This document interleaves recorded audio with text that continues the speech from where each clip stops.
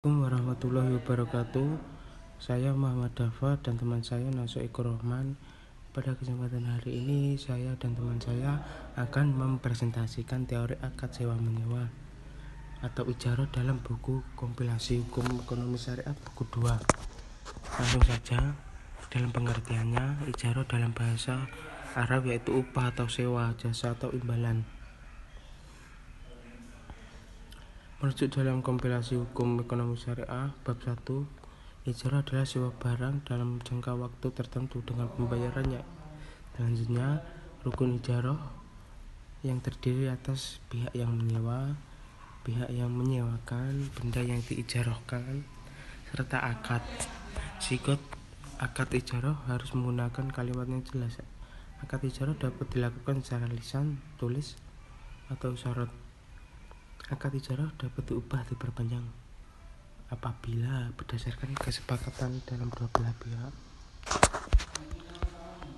Syarat pelaksanaan dan penyelesaian ijarah adalah yaitu pihak-pihak yang melakukan akad harus mempunyai kecakapan dan sukarela. Akad ijarah dapat dilakukan dengan tatap muka maupun jarak jauh. Pihak yang menyewakan benda haruslah pemilik, wakil atau pengampunya. Selanjutnya, uang ijarah dan cara pembayarannya.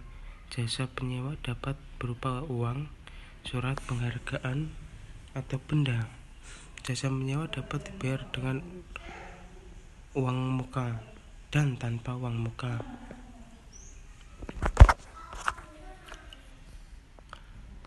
Selanjutnya, objek ijarah yaitu penyewa dapat menggunakan objek ijarah secara bebas jika akadnya dilakukan secara mutlak. Kembali ke kesepakatan awal, bahwasanya kesepakatan dari dua belah pihak. Selanjutnya, penyewa hanya dapat menggunakan objek ijarah secara tertentu. Nah, kembali lagi secara kesepakatan bahwasanya barang yang disewa itu bisa digunakan secara mutlak atau terbatas. Kembali ke akadnya. Penyewa dilarang menyewakan dan meminjamkan objek kepada pihak lain. Nah, ini contohnya ada pihak ketiga. Nah, kalau dari si penyewa, si menyewakan, kalau tidak ada izin, bahwasanya si menyewa tidak dapat menyewakan ke pihak ketiga. Uang ijarah wajib dibayar oleh pihak menyewa meskipun benda ijarah tersebut tidak digunakan. Nah, itu pasti.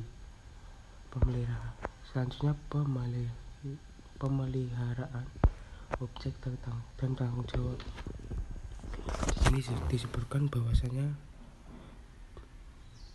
suatu pertanggungjawaban penyewa kecuali ditentukan lain dalam akad. Contoh, kalau ada barang disewa itu rusak, contoh mobil, ketika bodi mobil itu rusak, dalam akad itu tidak ditentukan tapi dikenakan oleh sang menyewa. Nah, kalau kerusakan dalam mesin, kalau di akad itu yang bertanggung jawab adalah sang pemilik unit, bahwasanya yang dikenakan tidak dikenakan denda. Nah, jika objek ijarah rusak selama masa akad yang terjadi bukan karena kelalaian penyewa, maka pihak yang menyewa wajib menggantinya.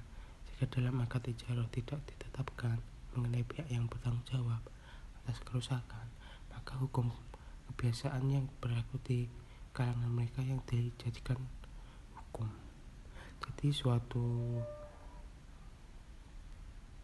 Jadi kalau ada kelalaian, biasanya biasanya menggunakan hukum kebiasaan yang berlaku dalam keseharian atau ketentuan perusahaan itu yang menyewakan. Sekian, apabila ada kurangnya langsung dilanjutkan kepada teman saya. Selanjutnya, harga dan jangka waktu. Nilai atau harga ijarah antara lain ditentukan berdasarkan satuan waktu.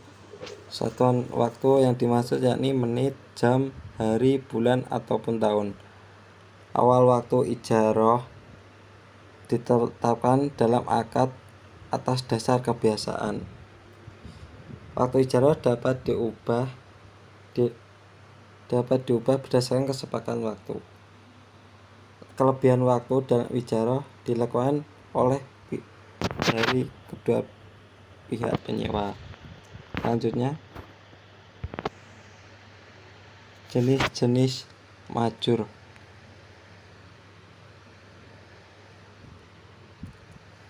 Benda yang menjadi objek ijarah harus benda yang halal atau mubah.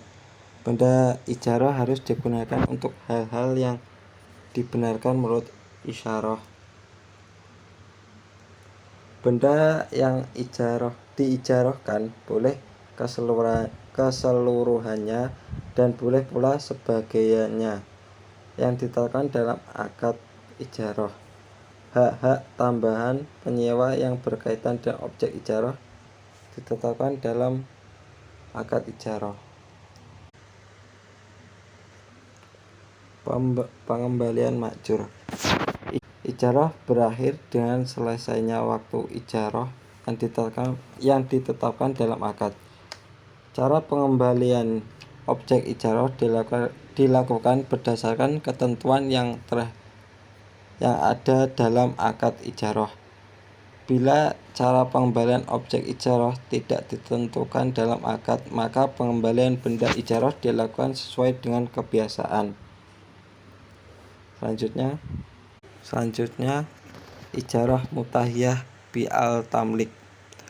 Rukun dan syarat dalam ijarah dapat ditetapkan dalam pelaksanaan ijarah mutahiyah bitamlik. Suatu benda antara mukjir pihak atau yang penyewa dengan mukjir pihak penyewa diakhiri dengan pembelian majur atau objek ijarah. Ijarah mutahiyah bitamlik harus dinyatakan secara eksplisit dalam akad. Dalam akad perpindahan pemilikan hanya dapat dilakukan setelah masa ijarah mutahiyah bitamlik berakhir.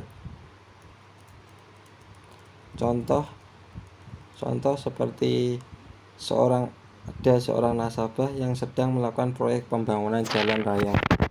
Dia membutuhkan alat-alat berat sebagai penunjang operasionalnya, lalu memohon kepada bank untuk menyewa alat-alat berat itu. Akan tetapi, jika ternyata alat-alat tersebut akan terus dibutuhkan dan dia kemudian memutuskan untuk membelinya, dia bisa melakukan dengan ijarah mutahiyah bitamlik, yaitu menyewa peralatan tersebut dan pada akhir masa sewa, nasabah membeli alat-alat tersebut. Selanjutnya, sunduk fi ida atau safe deposit box. Safe deposit box merupakan tempat penyimpanan barang berharga sebagai titipan yang disediakan oleh pihak bank yang dengan sistem ijarah. Dalam transaksi jenis ini, pihak bank memberikan fasilitas berupa tempat penyimpanan barang berharga yang keamanannya dijamin oleh pihak bank. Safe deposit box merupakan perjanjian sewa-menyewa, memberikan perlindungan dan keamanan barang-barang dari bahaya pencurian, kebakaran, kebanjiran, dan risiko lainnya.